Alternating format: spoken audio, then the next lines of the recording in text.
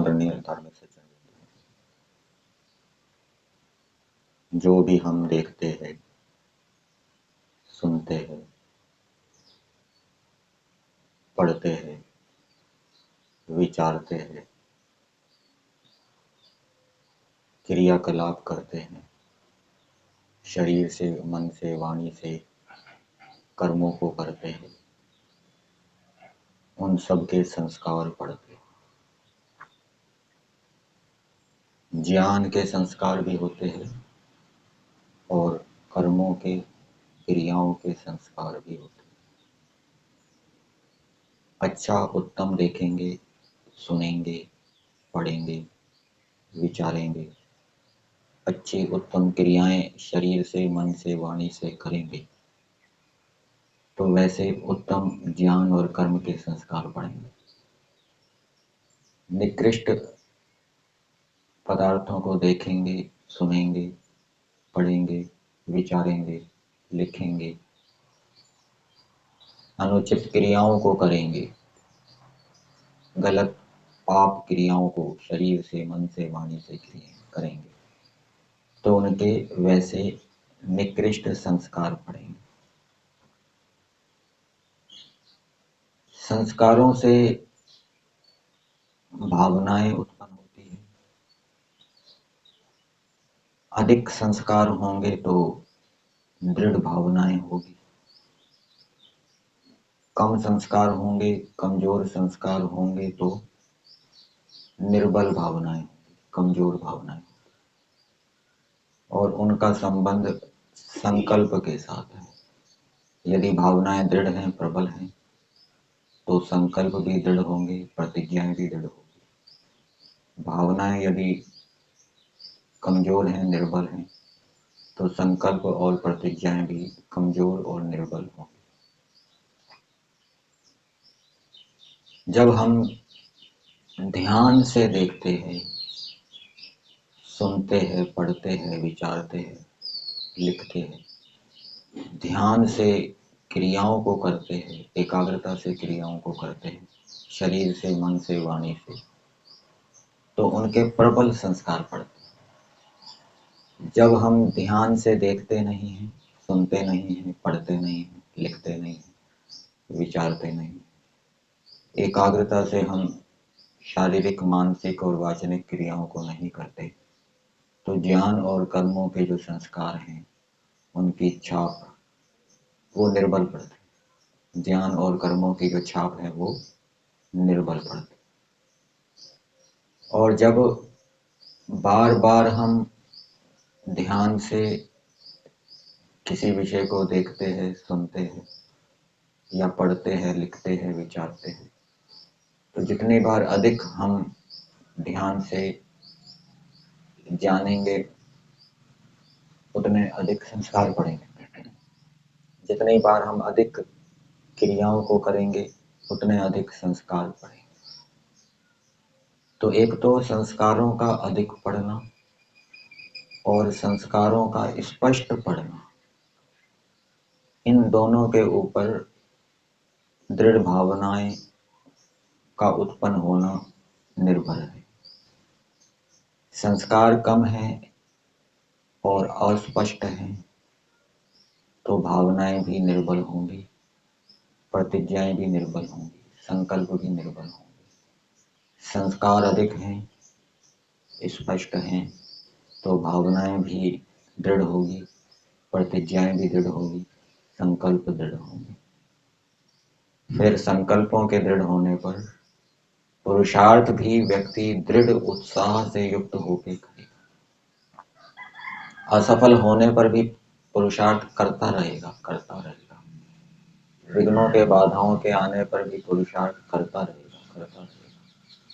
शत्रुओं के प्रहार होंगे, विघ्नों के आक्रमण होंगे, लेकिन वो रुकेगा नहीं, झुकेगा नहीं, निरंतर पुरुषार्थ करता रहेगा। कौन? जिसकी भावनाएं दृढ़ है, परिणाम स्वरूप जिसके संकल्प और प्रतिज्ञाएं मजबूत हैं, वो धन का धनी होगा और अपने लक्ष्य की ओर बढ़ता जाएगा।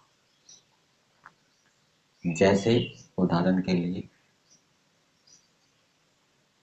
जिसमें जीतने की भावना है, जीतने के संस्कार प्रबल है, जिसने ईश्वर को जयशील के रूप में विचारा है और जिसने अपने जीवन में अनेक प्रतिस्पर्धाओं में जीत हासिल की है, कभी हारा नहीं है, तो वो युद्ध में जीतने के लिए प्रबल पुरुषार्थ करेगा।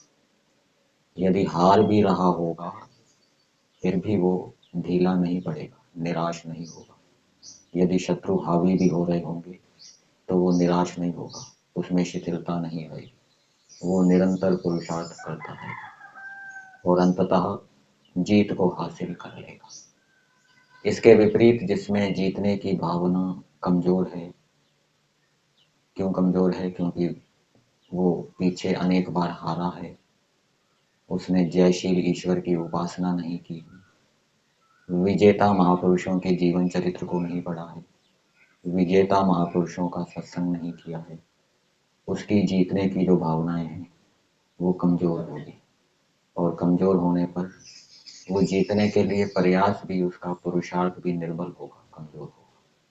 वो शत्रुओं के हावी होने पर, बढ़ने पर निराश हो जाएगा, ढीला पड़ जाएगा और अंततः हार जाएगा। परोपकार की भावना को ले लीजिए, जिसके परोपकार के संस्कार बहुत अधिक हैं और स्पष्ट भी है, जिसने क्रियाओं से भी परोपकार किया है और ज्ञान से भी परोपकार के महत्व को जाना है, परोपकारी ईश्वर का जिसने ध्यान चिंतन किया है, तो वो बाधाओं के होने पर, प्रतिकूलताओं के होने पर भी परोपकार करता रहेगा,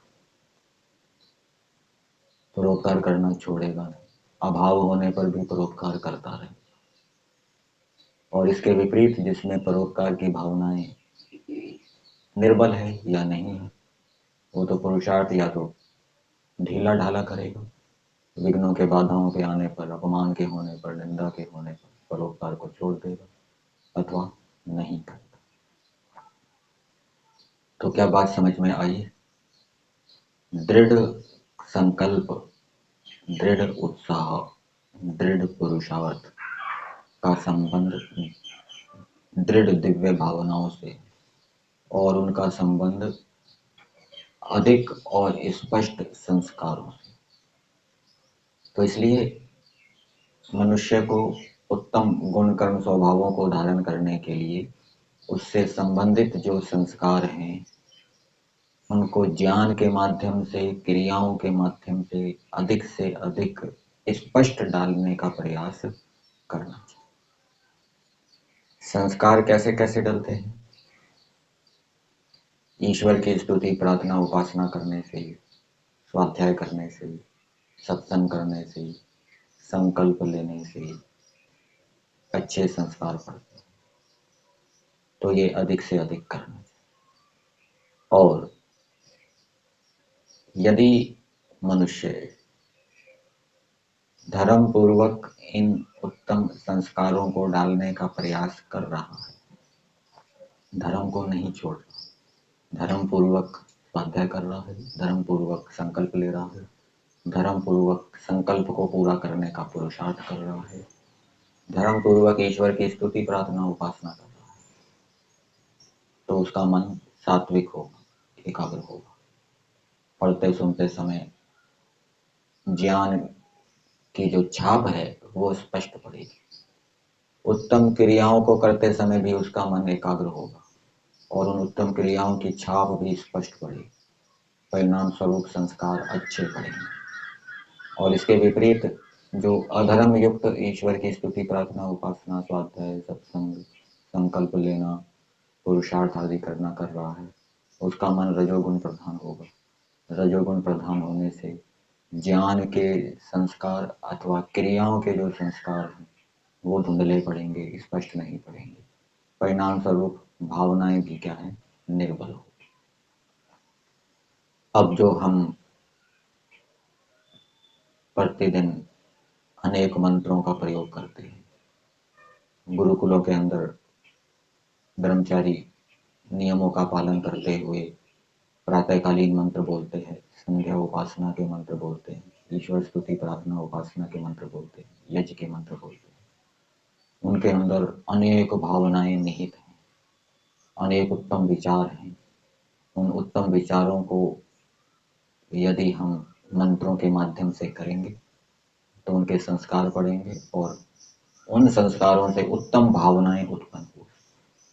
जैसे हम प्रातःकालीन मंत्रों के अर्थों को देखें जो महर्षि दयानंद जी ने संस्कार विधि में गृह आश्रम प्रकरण में उनके अर्थ किए, तो उनके अर्थों के आधार पे क्या क्या भावनाएं हैं। ज्ञानी बनने की भावना, ऐश्वर्यशाली बनने की भावना, कठिन कार्यों को करने की भावना, बड़े कार्यों को करने की भावना, वेदों की रक्षा करने की भावना, संसार की रक्षा करने की भावना, सज्जनों की रक्षा करने की भावना, रोगों को नष्ट करने की भावना, दुष्टों का ताड़न करने की भावना, जीतने की भावना और उत्कर्ष को प्राप्त करने की भावना, ईश्वर की जो शिक्षा है, भय लज्जा शंका आनंद उत्साह, उतोदिता मघवंत सूर्य से वयम देवा नाम सुमतौ इस पंक्ति के माध्यम से क्या भावना उत्पन्न होगी। ईश्वर की जो शिक्षा है, भय लज्जा शंका आनंद उत्साह, उसके अनुरूप चलने की भावना, ईश्वर का मार्गदर्शन प्राप्त हो वो भावना, और ऐश्वर्यशाली बनकर हम तन मन धन से संसार का उपकार करें, ये भावनाएं इत्यादि अनेक भावनाएं प्रातःकालीन मंत्रों के माध्यम से थोड़े काल में उत्पन्न हो सकती है यदि इन मंत्रों का विधि पूर्वक प्रयोग किया जाए। ईश्वर प्रणिधान पूर्वक, ईश्वर की समीपता की भावना, ईश्वर मेरे समीप है, ईश्वर प्रणिधान पूर्वक, अर्थ विचार पूर्वक इन मंत्रों का प्रयोग किया जाएगा, प्रतिदिन प्रयोग किया जाएगा, एकाग्रता से प्रयोग किया जाएगा, तो ये इतनी भावनाएं थोड़े काल में उत्पन्न हो जाएगी। फिर संध्या के मंत्रों को लीजिए। संध्या के मंत्रों के अंदर भी अनेक उत्तम भावनाएं हैं। क्या भावना है? हमारे शरीर के सभी अंग शुद्ध हों, बलवान हों, यशस्वी हो, ये भावना। यदि ये भावना होगी तो व्यक्ति अपने शरीर के अंगों को बलवान शुद्ध बनाने के लिए पुरुषार्थ करेगा, संघर्ष करेगा। और यदि ये भावना नहीं होगी तो शरीर के अंगों को बलवान शुद्ध बनाने के लिए वो पुरुषार्थ नहीं करेगा, तपस्या नहीं करेगा, संघर्ष नहीं करेगा, ढीला ढाला चलेगा। ईश्वर से डरने की भावना, ईश्वर की न्याय व्यवस्था से डरने की भावना, ईश्वर के प्रति प्रेम का भाव और परस्पर प्रेम से रहने की भावना। यदि परस्पर प्रेम से रहने की भावना होगी तो व्यक्ति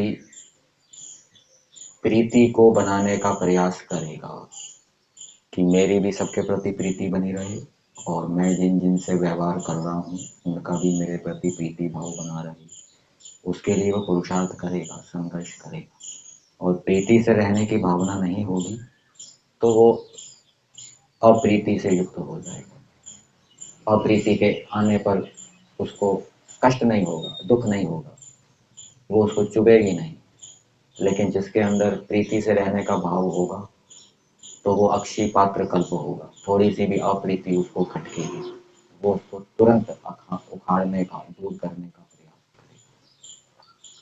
और संध्या के मंत्रों में क्या भाव है कि हम 100 वर्षों तक, 100 वर्षों से भी अधिक देखते रहें, सुनते रहें, बोलते रहें, अधीन रहें, ईश्वर के विषय में उपदेश करते रहें, ये भावना उत्पन्न होगी। और यदि ऐसी भावना दृढ़ होगी तो वैसा बनने के लिए व्यक्ति प्रयास करेगा कि मैं 100 वर्षों से अधिक वर्षों तक भी मैं देखता सुनता रहूं। उसके फिर वो साधनों को प्राप्त करने का प्रयास करेगा। और वैसी भावनाएं नहीं होगी तो ठीक है, जैसे दुनिया मर रही है 60-70 वर्ष की अवस्था में, हम भी मर जाएंगे। उसकी कोई लक्ष्य नहीं होगा, कोई उसका टारगेट नहीं। धर्म, अर्थ, काम, मोक्ष की शीघ्र सिद्धि हो, ये भावना उत्पन्न होगी।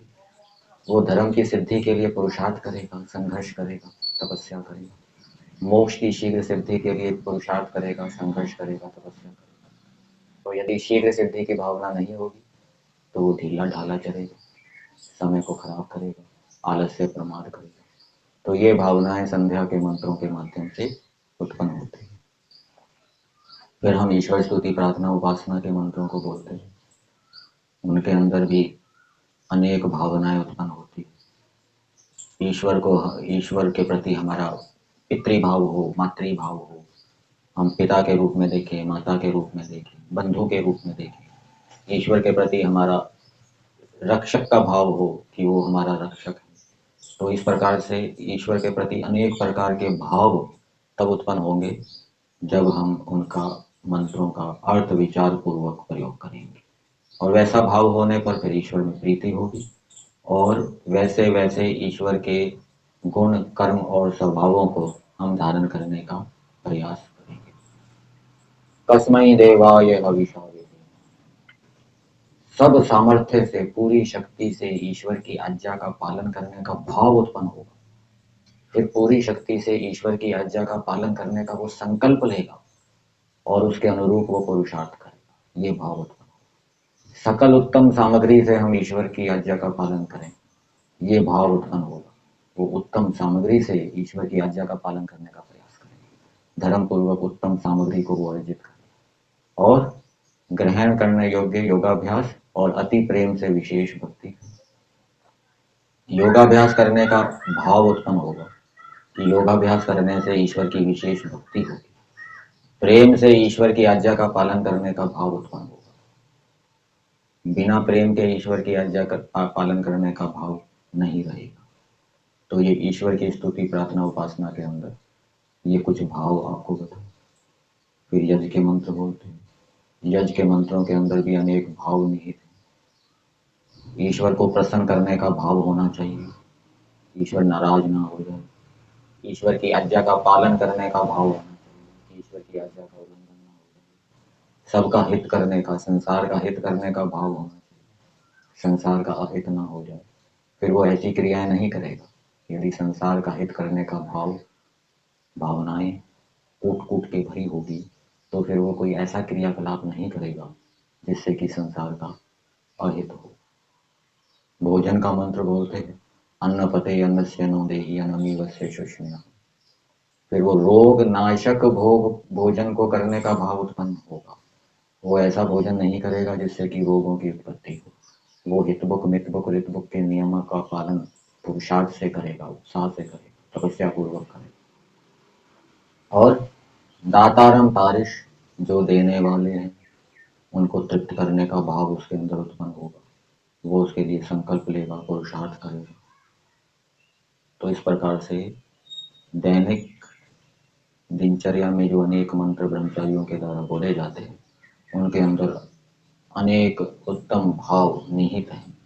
यदि विधि पूर्वक उन मंत्रों का प्रयोग किया जाए तो थोड़े ही कालों में व्यक्ति उन उत्तम भावों से युक्त हो सकता है और अपने जीवन को प्रगति के पथ पर अग्रसर कर सकता है।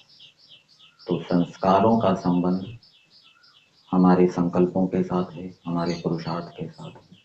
उत्तम संस्कार हमें डालने चाहिए, स्पष्टता से डालने चाहिए, अधिक मात्रा में डालने चाहिए। ज्ञान के संस्कार भी होते हैं और कर्मों के संस्कार भी होते हैं। उत्तम क्रियाएं करके उन उत्तम क्रियाओं के संस्कार डालने चाहिए और उत्तम ज्ञान अर्जित करके सत्संग आदि के माध्यम से, स्वाध्याय आदि के माध्यम से उनके संस्कार डालने चाहिए। तो ये संस्कार, उत्तम संस्कार ही हमें प्रगति के मार्ग पर ले जा सकते हैं। जितने संस्कार दृढ़ होंगे, प्रबल होंगे, उतनी शीघ्रता से हम अपने लक्ष्य की ओर बढ़ेंगे। और उत्तम ज्ञान और कर्मों के संस्कार यदि निर्बल होंगे तो हम अपने लक्ष्य की ओर बहुत धीरे धीरे चलेंगे, बैलगाड़ी की तरह। एक तो अपने लक्ष्य की ओर बैलगाड़ी में बैठ कर जा रहा है और एक अपने लक्ष्य की ओर फाइटर जेट में बैठ के जा रहा है। तो उनका संबंध संस्कार